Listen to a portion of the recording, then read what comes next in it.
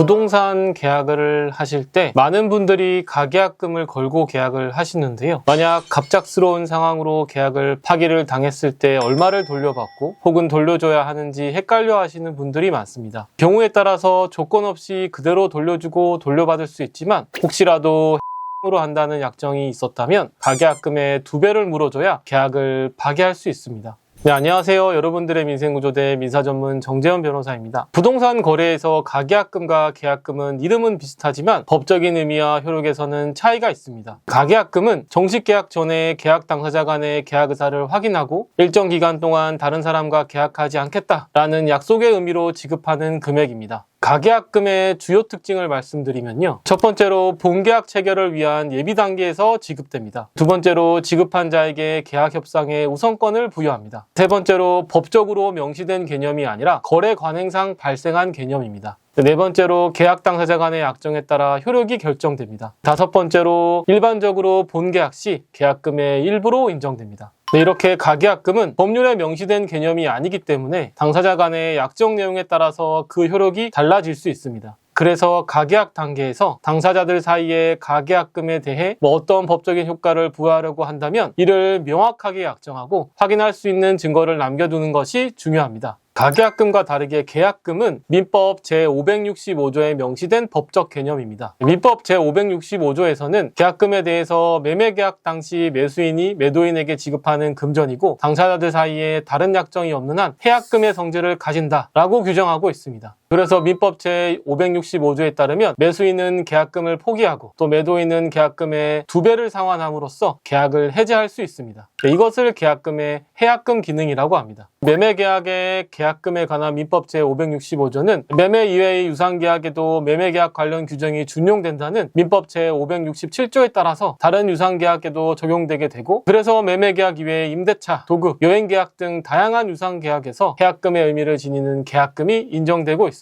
계약금의 주요 특징을 말씀드리면요. 첫 번째로 계약의 성립을 증명하는 증거금의 성격을 갖습니다. 두 번째로 민법 제565조에 따른 해약금으로서의 기능을 합니다. 세 번째로 일반적으로 전체 지급액의 10% 정도로 책정됩니다. 네 번째로 계약 이행의 담보 역할을 합니다.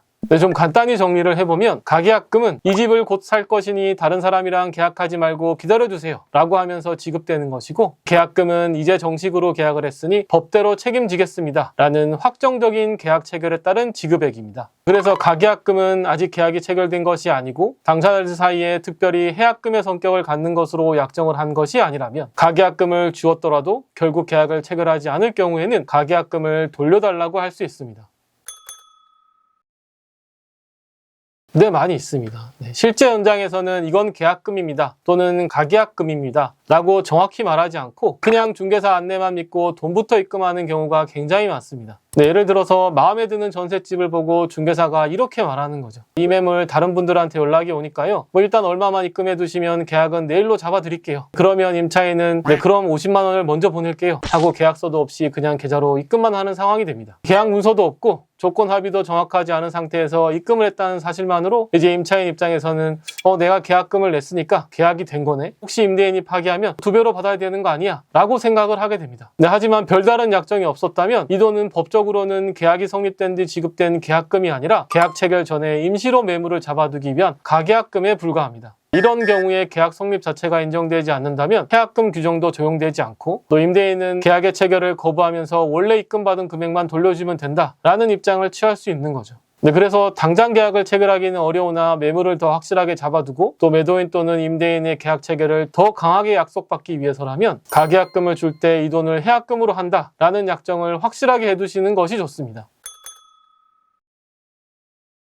매수인 혹은 임차인이 가계약금을 돌려받을 수 있는지에 대해서는 2가지 사정이 검토됩니다. 첫 번째로는 본계약이 아직 체결되지 않은 상태여야 합니다. 본계약이 체결되면 가계약금은 계약금으로 충당되게 됩니다. 이렇게 되면 가계약금은 계약금의 일부로서 가계약금으로 지급한 돈에도 계약금에 적용되는 해약금의 성격이 인정되기 때문에 만약 매수인 또는 임차인이 계약을 계속하지 않으려고 한다면 가계약금을 반환받는 것을 포기해야 합니다. 본계약이 체결되었는지는 계약 당사자들 사이에 계약의 본질적인 사항, 또 주요 사항들에 대해서 구체적으로 의사합치가 있었는지로 판단하게 됩니다. 목적물의 구체적인 특정, 지급해야 할 돈, 매매 계약이면 계약금, 중도금 및 잔금일 것이고 임대차 계약이면 보증금과 차임인데 이 지급할 돈의 액수와 그 지급 시기, 지급 방법, 그리고 목적물의 인도 시기 및 방법 등이 계약의 주요 사항들입니다. 이런 사항들이 구체적으로 정해졌다면 본계약이 체결된 것으로 인정될 가능성이 높아지게 되는 거죠. 또 본계약의 체결 여부 판단에 있어서는 다른 날에 만나서 계약서를 작성하자라고 하는 것처럼 본계약의 체결을 예정하고 있었는지도 고려됩니다. 계약 조건에 대해서 당사자들이 문자 메시지를 주고받는 등 이야기를 나누었다고 하더라도 따로 본계약을 체결하는 날을 정해놓았다면 당사자들의 의사가 본계약을 아직 체결하지 않은 것으로 해석되어서 결국 본계약이 체결되지 않은 것으로 볼 가능성이 높아지게 되는 거죠. 두 번째로 가계약금을 해약금으로 한다는 약정이 없었어야 합니다. 문자 메시지나 계약 문서 등의 가계약금은 해약금으로 본다 또는 계약 파기 시 가계약금 몰수 또는 2배 반환 같은 문구가 명시되어 있다면 가계약금도 계약금처럼 해약금의 성격을 갖게 됩니다. 그래서 매수인 임차인이 계약을 파기하면 매도인 임대인은 가계약금을 몰수하고 반환해주지 않을 수 있게 되는 거고요. 또 매도인 임대인이 계약을 파기하면 매수인 임차인에게 가계약금의 2배를 반환해 주어야 합니다. 이렇게 사실상 가계약금이 계약금처럼 작용하게 되는 거죠. 근데 이와는 다르게 그냥 구두로 일단 잡아둘게요 하면서 돈을 입금한 상황이라면 해약금 약정이 없었던 것이기 때문에 누가 파기하든 원칙적으로는 입금된 가계약금만 돌려주면 됩니다. 매도인 임대인이 계약을 파기한 경우에는 받은 돈을 그대로 매수인 임차인에게 돌려주면 되고 매수인 임차인이 계약을 파기한 경우에도 돌려달라고 하면 매도인 임대인은 가계약금을 돌려줘야 합니다. 이런 경우에 매도인 임대인이 돌려주지 않아서 분쟁이 발생하는 경우가 많습니다.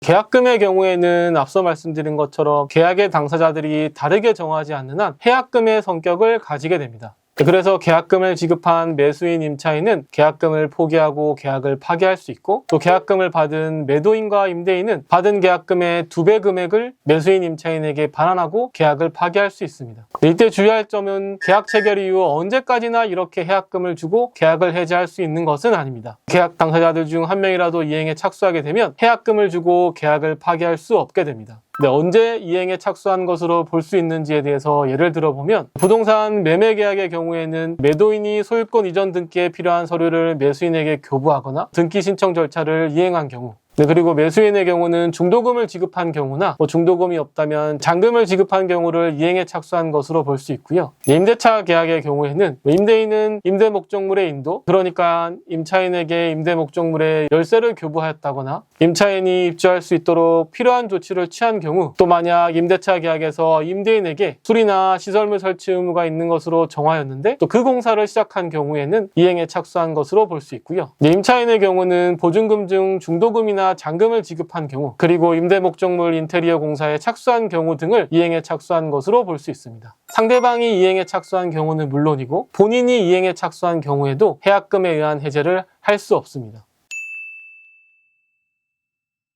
이번 시간에는 부동산 거래 시 많은 분들이 자주 헷갈리시는 가계약금과 계약금에 대해서 알아봤습니다. 가장 중요한 건 가계약금은 법적으로 계약이 성립된 것이 아니라는 점입니다. 따라서 계약 전에 돈을 보내실 땐 그 돈이 어떤 의미인지를 반드시 명확하게 남겨두셔야 나중에 분쟁 없이 문제를 해결하실 수 있습니다. 더 궁금한 점이 있으신 분들께서는 댓글 남겨주시면 제가 직접 답변을 남겨드리도록 하겠습니다. 지금까지 여러분의 민생구조대 정재현 변호사였습니다. 감사합니다.